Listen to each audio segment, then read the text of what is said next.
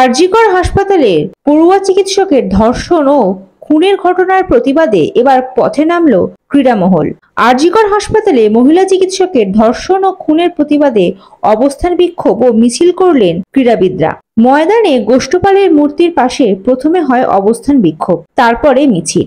এই মিছিলের অন্যতম উদ্যোক্তা প্রাক্তন ক্রীড়াবিদ সোমা বিশ্বাস মঙ্গলবার জানিয়েছিলেন, কাউকে আলাদা করে আমন্ত্রণ করেননি তারা।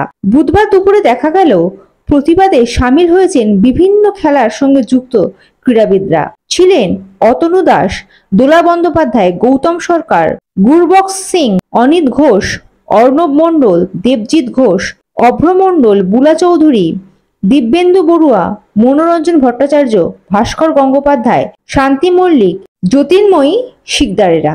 প্রথমে গোষ্ঠপালের মূর্তির পাশে অবস্থান বিক্ষোভ করেন তারা। পরে মিছিল শুরু হয়। আকাশবাণী ভবন, নেতাজি ইন্ডোর স্টেডিয়াম, ক্ষুদিরাম অনুশীলন কেন্দ্র, বাবুঘাট হয়ে ইডেন গার্ডেন্সের সামনে দিয়ে আবার গোষ্ঠপালের মূর্তির সামনে এসে মিছিল শেষ হয়। পরে তাদের মধ্যে থেকে 6 জন প্রতিনিধি আরজিকর হাসপাতালের বিক্ষোভরত চিকিৎসকদের সঙ্গে দেখা করতে যান। তারা হলেন গুরবক্স সিং, গৌতম সরকার, মাসুল আলম, অশোক সামন্ত, সুমিত মুখোপাধ্যায় এবং সোমা বিশ্বাস। প্রতিবাদে উপস্থিত ছিলেন প্রাক্তন ফুটবলার তথা বর্তমানে সর্বভারতীয় ফুটবল সংস্থার প্রধান কল্যাণ চৌবে। তিনি বলেন, প্রাক্তন খেলোয়াড় হিসেবে এখানে এসেছি। অসংখ্য খেলোয়াড় এসেছেন, বিভিন্ন খেলার সঙ্গে যুক্ত প্রাক্তনেরাও এসেছেন এখানে। সারা পৃথিবীতে ন্যায়ের দাবিতে প্রতিবাদ হচ্ছে। এরকম একটা সময় প্রাক্তন খেলোয়াড়দের ডাকে এসেছি। আমি চাই এরকম ঘৃণ্য ঘটনা যেন আর না হয়, এই ঘটনার যেন সুবিচার হয়।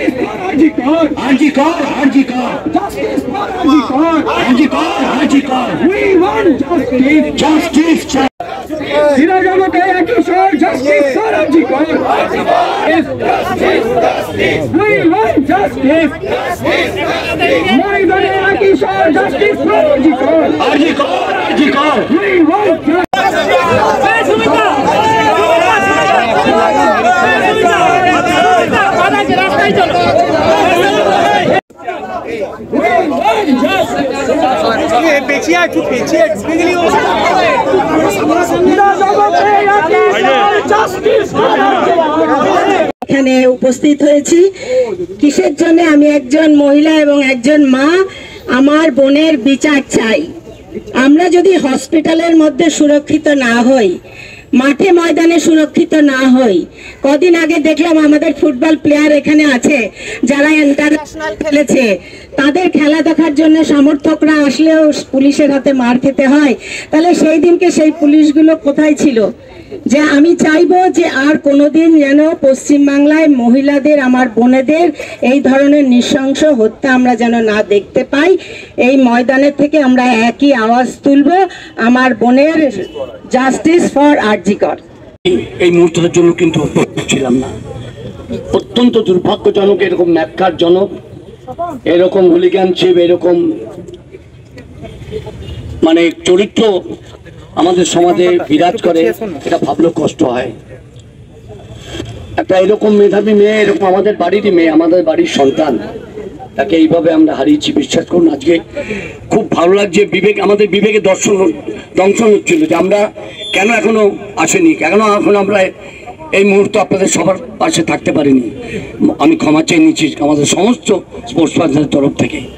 আমি অত্যন্ত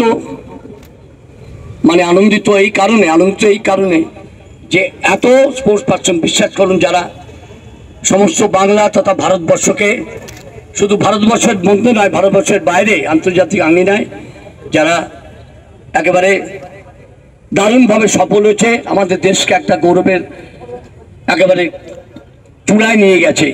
আজকে শুধু বাংলা, ভারতবর্ষ, সারা পৃথিবীব্যাপী আজকে সোচ্চার, ভাবা যায় না এই ঘটনা ভারতবর্ষের বুকে কোনো হসপিটালে মধ্যে ঢুকে এই ঘটনা ঘটেছে। এরকম নারকীয়, এরকম আমরা স্মরণ করতে পারি না।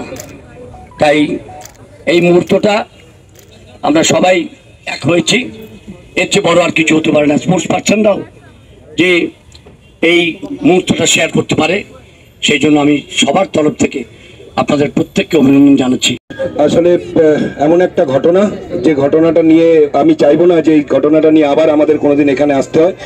সর্বোচ্চ শাস্তি যেটা হয়, সেই সর্বোচ্চ শাস্তিটা যেন পায়। এই মুহূর্তে সিবিআইয়ের কাছে কেসটা রয়েছে, অলরেডি 10 দিন চলে গেছে। আমরা প্রত্যেকেই কিন্তু হাবিত্যেশ করে বসে আছি যে এটা কি জাস্টিস হয় বা কি ধরনের মানুষরা ইনভলভ আছে, তারা যত কুইক ধরা পড়বে তত আমাদের কিন্তু একটা রিলিফ পাবো। কারণ প্রত্যেকটা স্তরের মানুষ কিন্তু আজকে যে অবস্থায় রয়েছে মানসিকভাবে, তারা কিন্তু প্রত্যেকেই বিপর্যস্ত। তো আশা করবো যত কুইক এই ধরনের ক্রিমিনালদেরকে খুঁজে বার করে সর্বোচ্চ শাস্তি দেওয়া হয়। Bureau report, ND Bangla news. সবার আগে সব খবর, সঠিক খবর পেতে ফেসবুক পেজটি ফলো করে এবং ইউটিউব চ্যানেলটি সাবস্ক্রাইব করে রাখুন আর শেয়ার করতে ভুলবেন না।